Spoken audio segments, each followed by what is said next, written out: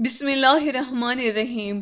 دوستو، آج کی اس ویڈیو میں ہم بات کرنے والے ہیں کہ جب میت کو قبر کے اندر دفنا کر لوگ چلے جاتے ہیں تو قبر میں ابتدائی 24 گھنٹوں کے اندر میت کے ساتھ کیا ہوتا ہے، اور جب میت کے ورثہ جب میت کو دفنا کر واپس جاتے ہیں تو ایک فرشتہ مٹی کی ایک موٹ بھر کر ان پر پھینکتا ہے اور ان سے کیا کہتا ہے، اور قبر کی پہلی رات کیسی ہوتی ہے، ان سب کے بارے میں ہم آپ کو آج کی اس ویڈیو میں بتائیں گے۔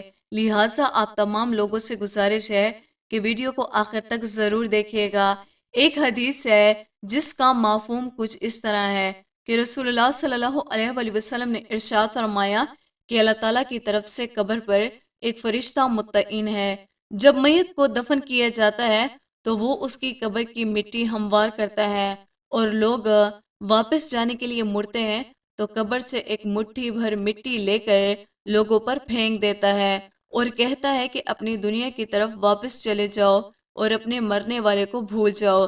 حضرت علی رضی اللہ تعالیٰ عنہ نے فرمایا کہ میں نے رسول اللہ صلی اللہ علیہ وآلہ وسلم کو یہ فرماتے ہوئے سنا کہ انسان کی مشکل ترین رات قبر کی پہلی رات ہوتی ہے، کیونکہ جب اس کے دوست، احباب، رشتہ دار، اولاد اس کو دفنانے والے اس کو دفنا کر چلے جاتے ہیں تو وہ انسان روتا رہتا ہے، ہر ایک دوست کے پاس آتا ہے، اسے روکنے کی کوشش کرتا ہے کہ مجھے چھوڑ کر نہ جاؤ، لیکن افسوس کہ اس کی آواز کوئی نہیں سنتا۔ تو اب وہاں پر قبرستان میں ہر کوئی اکیلا رہ جاتا ہے۔ تب ہمارا سامنا ان فرشتوں سے ہوتا ہے جو ہمارے اعمال ہوتے ہیں۔ اب وہ کس شکل میں ہمارے سامنے ہوں گے، اچھے یا برے، اس کے بارے میں کوئی کچھ نہیں کہہ سکتا۔ تب وہ ہم سے اس دنیا میں گزری ہوئی زندگی کے متعلق سوال کریں گے، جن سوالوں کے جواب ہماری اس زندگی میں موجود ہیں جب تک ہم سانس لے رہے ہیں۔ ایک حدیث ہے جس کا مفہوم کچھ اس طرح ہے کہ رسول اللہ صلی اللہ علیہ وآلہ وسلم نے ارشاد فرمایا کہ تم قبرستان جایا کرو، کیونکہ قبرستان موت کی یاد دلاتا ہے، اس سے عبرت حاصل ہوتی ہے۔ یہ اپنے رب سے اپنی والدہ کی قبر پر جانے کی اجازت مانگی تھی، مجھے اس کی اجازت مل گئی تھی، لہٰذا تم بھی قبرستان جایا کرو۔ اس دنیا سے بے رغبتی پیدا ہوتی ہے اور آخرت کی یاد آتی ہے۔ حضرت سیدنا سعید بن مسیب رضی اللہ تعالیٰ عنہ فرماتے ہیں کہ ایک مرتبہ ہم حضرت علی رضی اللہ تعالیٰ عنہ کے ہمراہ مدینہ منورہ کے قبرستان گئے۔ حضرت علی قبرستان والوں کو سلام کیا اور فرمایا، اے قبر والو، تم اپنی خیر بتاؤ گے یا ہم تمہیں بتائیں؟ سیدنا سعید بن مسیب رضی اللہ تعالیٰ عنہ فرماتے ہیں کہ ہم نے قبر سے وعلیکم السلام ورحمۃ اللہ وبرکاتہ کی آواز سنی، اور کوئی کہنے والا کہہ رہا تھا، اے امیر المومنین، آپ ہی خیر بتا دیجئے، ہمارے مرنے کے بعد دنیا میں کیا ہوا؟ حضرت علی رضی اللہ تعالیٰ عنہ نے فرمایا کہ سن لو، تمہارا مال تقسیم ہو گیا، تمہاری بیویوں نے دوسرے نکاح کر لیے، تمہاری اولاد یتیموں میں شامل ہوگی، جس مکان کو تم نے بہت مضبوط بنایا تھا اس میں تمہارے دشمن آباد ہو گئے، اب تم اپنا حال سناؤ۔ یہ سن کر ایک قبر سے آواز آنے لگی، اے امیر المومنین، ہمارے کفن پھٹ کر تار تار ہو گئے، ہمارے بال جکڑ کر منتشر ہو گئے، ہماری کھالیں ٹکڑے ٹکڑے ہو گئی، ہماری آنکھیں بہہ کر رخساروں پر آ گئے، ہم نے جو نیک اعمال کیے تھے ان کو پایا، اور جو کچھ پیچھے چھوڑا اس میں ہمارا نقصان ہوا۔ جب مردے کو قبر میں رکھا جاتا ہے تو اس کی نماز اس کی دائیں طرف آ کر کھڑی ہو جاتی ہے، روزہ بائیں طرف آ کر کھڑا ہو جاتا ہے، قرآن مجید کی تلاوت اور اس کا ذکر سر کی طرف آ کر کھڑا ہو جاتا ہے، اور جماعت کے ساتھ نماز پڑھنے کو جو قدم چلے ہیں وہ پاؤں کی طرف کھڑے ہو جاتے ہیں۔ اس کا عذاب اس قبر میں اپنی گردن نکالتا ہے اور مردے تک پہنچنا چاہتا ہے۔ اگر وہ دائیں طرف سے آتا ہے تو اس کو نماز کہتی ہے، پرے ہٹ، خدا کی قسم یہ شخص دنیا میں بہت مشقت اور مصیبتیں اٹھاتا رہا، ابھی ذرا آرام سے سویا ہے۔ پھر عذاب بائیں طرف سے آنا چاہتا ہے تو روزہ اس کی طرف سے اس کو ہٹا دیتا ہے، پھر وہ اس کے سر کی طرف سے آتا ہے تو تلاوت قرآن مجید، ذکر الہی اس کو روک دیتے ہیں۔ ادھر تیرا کوئی راستہ نہیں، غرض کہ وہ جس طرف سے بھی آمد چاہتا ہے اس کو راستہ نہیں ملتا۔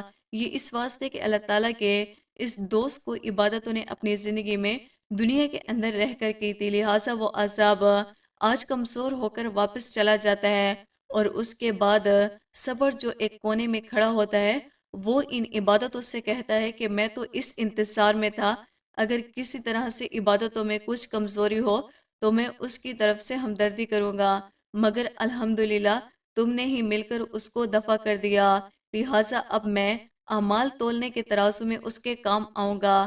قبر میں دو فرشتے جن کو منکر نکیر کہا جاتا ہے آتے ہیں، جن کی آنکھیں بجلی کی طرح چمکتی ہیں اور آواز بادل کے گرج کی طرح ہوتی ہے، اور اس کے دانت گائے کے سنگوں کی طرح باہر نکلے ہوتے ہیں، اور ان کے منہ سے آگ کی لپیٹیں نکلتی ہیں، بال اتنے بڑے کہ پاؤں تک لٹکے ہوئے ہوتے ہیں، ایک کاندھے سے دوسرے کاندھے تک اتنا فاصلہ کہ کئی دن چل کر ختم ہو۔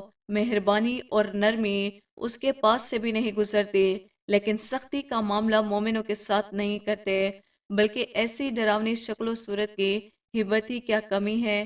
ان دونوں کے ہاتھ ایک بہت بڑا لوہے کا ہتھیار ہوتا ہے، جس کو اگر تمام دنیا والے کے جن اور انسان مل کر اٹھانا چاہے تو اٹھانا تو دور کی بات، اس کو ہلا بھی نہیں سکتے۔ وہ آ کر مردے سے کہتے ہیں بیٹھ جا مردہ، ایک دم سے اٹھ کر بیٹھ جاتا ہے، اور کفن اس کے سر سے نیچے سرک جاتا ہے، اور وہ سوال کرتے ہیں تیرا رب کون ہے، تیرا دین کیا ہے، تیرا نبی کون ہے؟ اگر مردہ نیک ہوتا ہے تو کہتا ہے میرا رب اللہ ہے جو وحدہ لا شریک ہے، میرا دین اسلام ہے، میرے نبی حضرت محمد مصطفیٰ صلی اللہ علیہ وآلہ وسلم ہے۔ یہ سن کر وہ دونوں کہتے ہیں تم نے سچ کہا۔ اس کی قبر کی دیواروں کو سب طرف سے ہٹا دیا جاتا ہے، جس سے وہ چاروں طرف سے بہت وسیع ہو جاتی ہے۔ اس کے بعد فرشتے کہتے ہیں سر اٹھاؤ۔ مردہ جب قبر کو سر اٹھاتا ہے تو اس کو ایک دروازہ نظر آتا ہے جس میں جنت نظر آتی ہے، اور وہ کہتے ہیں اللہ کے دوست، وہ جگہ تمہارے رہنے کی ہے، اس وجہ سے کہ تم نے اللہ تعالیٰ کی اطاعت اور فرما برداری کی۔ حدیث پاک میں آتا ہے کہ جس کا مفہوم کچھ اس طرح سے ہے کہ رسول اللہ صلی اللہ علیہ وآلہ وسلم نے ارشاد فرمایا کہ قسم ہے اس ذات پاک کی جس کے قبضے قدرت میں میری جان ہے، مردے کو اس وقت ایسی خوشی ہوتی ہے جو کبھی ختم نہیں ہوتی۔ اس کے بعد وہ فرشتے کہتے ہیں کہ اپنے پاؤں کی طرف دیکھ۔ جب وہ دیکھتا ہے تو وہ دوزخ کا دروازہ نظر آتا ہے، جس سے دوزخ کا حال نظر آتا ہے۔ وہ فرشتے کہتے ہیں کہ اے ولی اللہ، تو نے اس دروازے سے نجات پالی۔ اس وقت بھی بندے کو اس قدر خوشی ہوتی ہے جو کبھی ختم نہیں ہوگی۔ اس کے بعد اس قبر میں 70 دروازے جنت کے کھول دیے جاتے ہیں، جس سے وہاں کی ٹھنڈی ہوائیں خوشبوئیں آتی رہتی ہیں، اور قیامت تک وہ انہی بہاروں میں رہیں گے۔ کیسے خوش نصیب ہوگی وہ روح جس کے ساتھ اللہ تعالیٰ اپنی مہربانی رحم و کرم کا سلوک فرمائے گا۔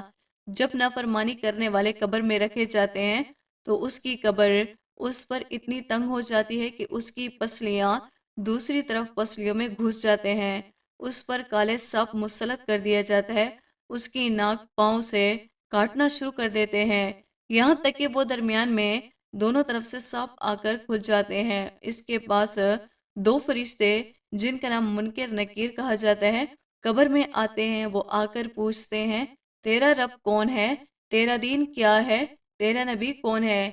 ان کے ہر سوال میں جواب دیتا ہے کہ میں کچھ نہیں جانتا۔ اس کو اس قدر زور سے مارتے ہیں کہ اس کی گرس کی چنگاریاں قبر میں پھیل جاتی ہیں۔